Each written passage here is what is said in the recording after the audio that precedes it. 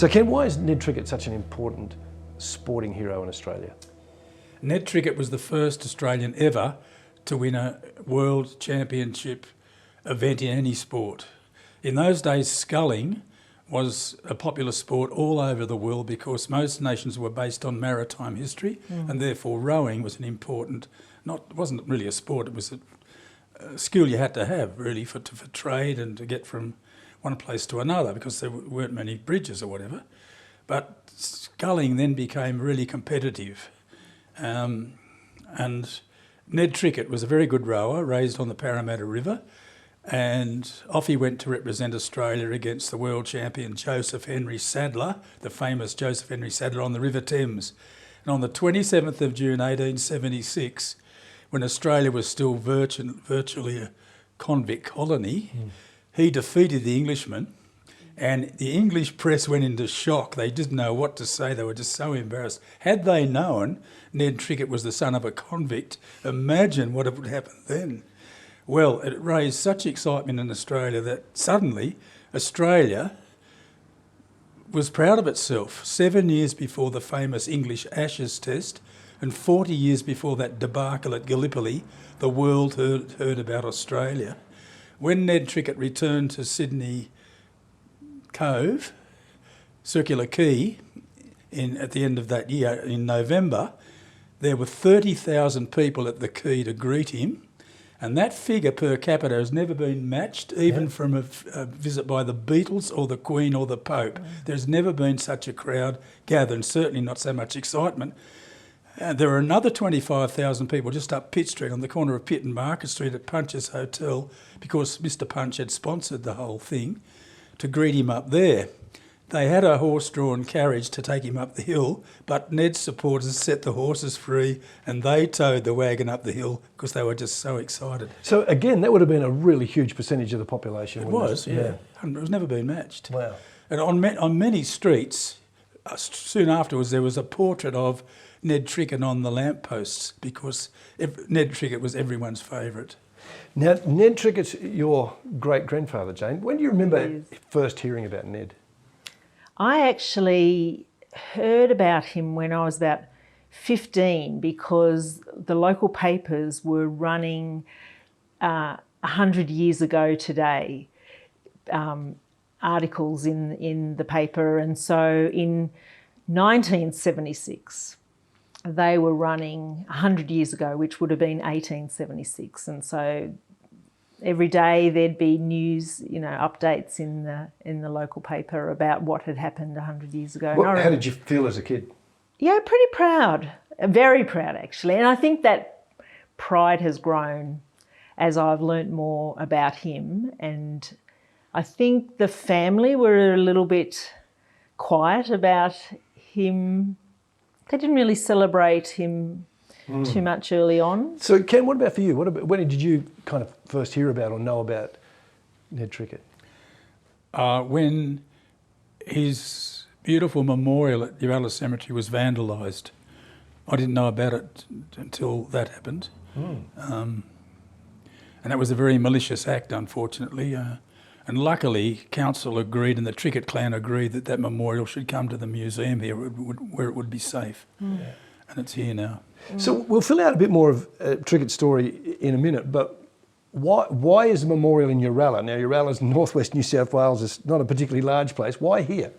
Because long after Ned retired, by now he was back living in Sydney, in North Sydney, and his son Fred Trickett owned a store up here, and Ned came to visit. Now, Ned had always, when he moved to Rockhampton earlier, he'd become very interested in gold mining, like the whole of Australia was. And when he came to Uralla, he just couldn't resist because he knew about the gold rush here. And he convinced Fred to help him dig a gold mine shaft up near his residence, 3 or 4 blocks from here. And Fred wasn't all that enthusiastic about helping the old fella, but the old fella was insistent because he was a Trickett. And so he started to dig this shaft and it collapsed on him. And they hauled him out with some difficulty, but he passed away that night. So that's why he's buried here, 1,000 metres above rowing level. Yeah. You used to come here, Jane. Yep, every Christmas of my life as a child, I used to come and visit my grandparents here. Yeah. Now, was that Fred? No, that was Henry. Okay. And you would be here for a couple of weeks over Christmas? Yeah, about a week, hang out with cousins and other family members. And did you ever visit the memorial? Yeah, I do actually remember seeing the tombstone in the Uralla Cemetery when it was intact. Okay. So Ken, he wins on the Thames. He comes back to Australia. He's a huge hero. What does he then do? Well, he was feted.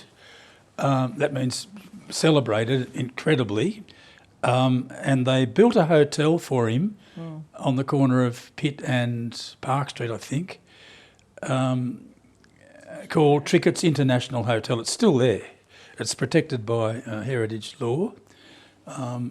At the time, it was one of the most impressive buildings in Sydney, 4 stories with a tower, a viewing tower, and that was called Trickett's International Hotel. And of course, everybody went to that to see the great man himself. You have to remember that sculling back then involved a lot of wagering, a lot of betting. There's a photograph in this exhibition entitled Trickett in a Wager Boat, which was just a single skull. And I guess it was man against man, one man against another man, not women in those days, of course, competing. And therefore people bet like billy-o, and they flocked to the edges of the Parramatta River to watch these blokes compete against each other, and of course bet, not just amongst themselves, but with SP bookies and all this sort of thing. It was a huge industry betting on racing, on sculling. When after he defended in the Parramatta River, didn't he? Defended his world championship. He did, against a good friend, Michael Rush, an Irishman from, I think, the Grafton area, and also another Australian called Laycock, and also another brilliant sculler. So he defended successfully against those two, but they were really amicable races. There was no animosity in between the gentlemen until they got on the river. Then that was a different matter. It was you or me. Yep. But then he finally went off to England to row against the Canadian Hanlon, Edward Hanlon, who was quite famous and a rather controversial figure. I've never quite been able to figure out Hanlon, what he was on about. There was a lot of mystery about that bloke, that he tried to rig races and all this sort of stuff. I mean, I don't know, but that's just what was said in the press and what have you. But in 1880, Ned Trickett lost against Hanlon on the River Thames. You've got to remember that an important thing about Ned Trickett was he was a publican, and one day in 1876 or 77, he was moving kegs in the cellar of the pub, and his finger was crushed. And being a Trickett, he just got a sharp axe nearby and chopped the top off where it was crushed. And that really affected him, like a rower, that your hands have to be so absolutely. deft. So he went off to England, and it was cold and miserable compared to here. I'm not making excuses for him, nor did he. He said on the day he was beaten by a better man. He was never like that. He was a really fair man. He was a really honourable man. So he loses the World Championship, comes back to Australia. What did he do then? Well, really, sadly, a lot of Australia lost interest in him because he was a loser. You know, Australian mentality. They love you when you're a winner, but if you lose, especially as I said, there was so much money involved in betting and what have you, and in prize money. And a lot of people suspected that Ned had thrown the race for money. Okay. Now there was no truth in it, but the press being the press, they beat it up. And could that have been partly because of Hanlon's reputation? Yeah, it was all a bit murky. Yeah. But it really depressed Ned. I don't think he ever recovered from that. Not the fact that he'd lost. He said he was beaten by a better man. It was the attitude of people, because although he was a huge fella and his nickname was the Slab, I love that, the Slab, which is interesting because he was a teetotaler. They call him the Slab, a different connotation these days. Yes. It really hurt him, and I don't think he ever really recovered, because all through his life he often was very depressed. They didn't call it depressed in those days, but he was down, Yeah. Did you know much about this history when you were growing up, Jane? No. And it's actually quite heartbreaking to hear it now, actually. That is. He went to Rockhampton in a business venture that didn't work out. Well, it was pretty successful for a while, and don't forget Rockhampton's on the river, and rowing up there was again very popular. And also he did exhibition rows, and of course people came and then they went to the pub, all that sort of stuff.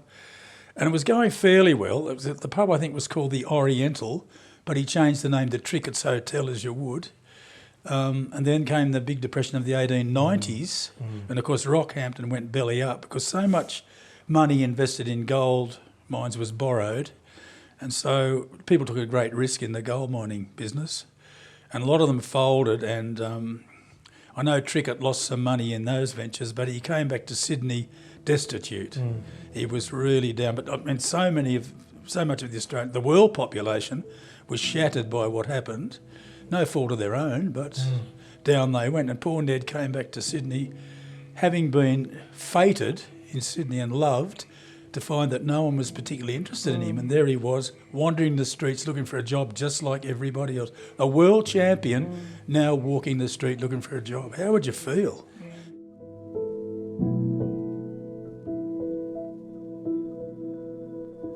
So, Ken, do you think he was suicidal? Oh, yes.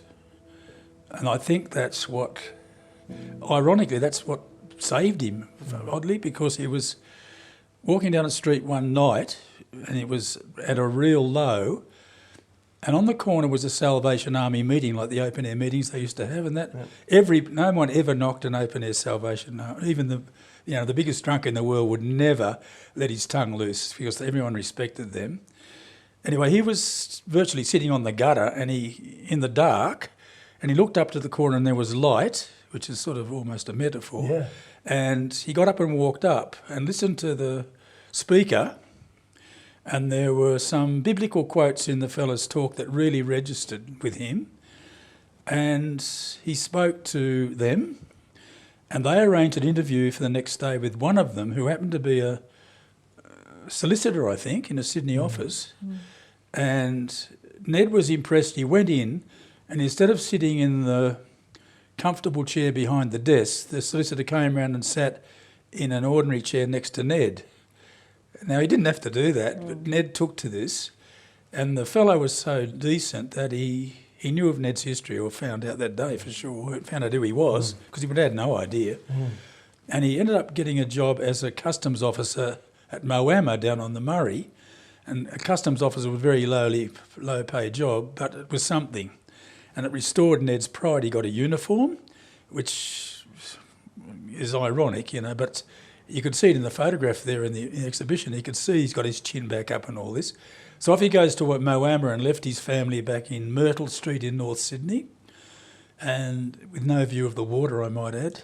And off he went to Moama on the Murray and worked as a customs officer and became a staunch Salvationist.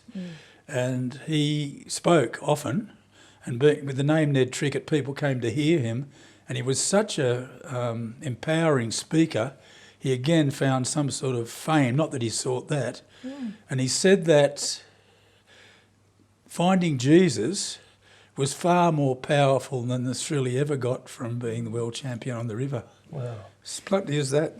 Yeah. So, Jane, when you were growing up and you knew about his world championship and you found out about that, did you know anything about the Faith story? I didn't actually. I actually took myself off to the State Library, I don't know how many years ago, but quite a few years ago, and found the Reverend Nee little booklet that is in the State Library. And they copied it for me, and so I took a copy home. And I still remember as plain as day, sitting on the train reading this copy, and tears were streaming down my face when I read of his conversion. Wow. Yeah. So how do you view that, Kent, now? Well, there's a copy of that book here in the exhibition. I read it on the same reaction. What a powerful story. Yeah. Reverend Nee, what a name. But he was a good writer, and he got to the core of the whole issue about Ned finding his faith and finding himself again, Yeah. And I think it's really ironic. There'd be Ned in the Melbourne Town Hall, packed, railing against alcohol and sport on Sundays, Well, that's how he made Yeah, his name. yeah. And railing against wagering, betting. Yeah. And didn't he nearly lose a child up in Rockhampton when he was in a sporting competition on a Sunday, and he never forgave himself, Correct. I think. Yes. Correct. Yeah. And his daughter, Mary, is that her name? Died when she was only 12 in Rockhampton, and her Bible is here in the exhibition, and I can only It's bear to look at huge. that. Yeah. Yeah. And not the fact the death of the child with the Bible given to her by her mother and father. Yeah. Kent, what do you see here in this museum with all the memorabilia of Ned Trickett around us? What do you see as the legacy of Ned Trickett? Well, obviously, the sport of rowing in Australia is really popular. And Australia does hugely well compared to other nations in international competition.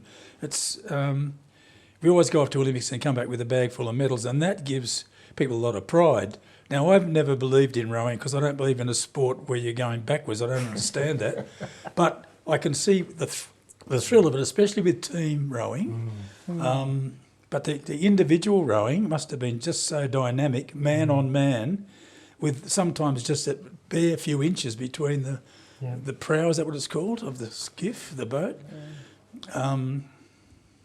It must have been, it'd be like watching a 100-metre sprint, or sorry, a 1,500-metre race or whatever, and where you finish up with a nose in it, you know, so it must have been so gripping, which is why thousands turned up along the riverbank, the Parramatta River or whatever river, to watch, and why it had such huge following in the press. So there is that huge interest in rowing. Mostly it's confined to private schools, as in young people, but there are still a lot of rowing clubs for seniors, and now that, of course, women are into it, which is just wonderful to see. And every one of us is glued to the telly when the rowing's on at the Olympics. Yeah. Everyone loves a winner. When you talked before about Trickett and the name Trickett, you actually talked about their character as a family and as a person. What sort of traits do you think that family has? Oh, they're also straight and true. And the men are also big, they're also tall. Ironically, Lyndon Lockery came here, and he's Ned Trickett's grandson, and he was 2 years ahead of me at Katoomba High School, and I played football for Katoomba High School too, but he would have been in the team just before I joined it, and I remember him, this great big powerful fullback, when people didn't score tries from fullback, but he did, but he was... And his humility was just amazing. And that's, from the Tricketts I've met, that's another trait that's been passed on to them, that they are very, very caring, very straight, very true people. Is that fair? I like to think so. Yeah, but that's an objective assessment, see? Yeah, that's nice. And I don't normally make compliments. Kent, we really appreciate your time. You're very welcome. Thank you very much. Anytime. Thank you.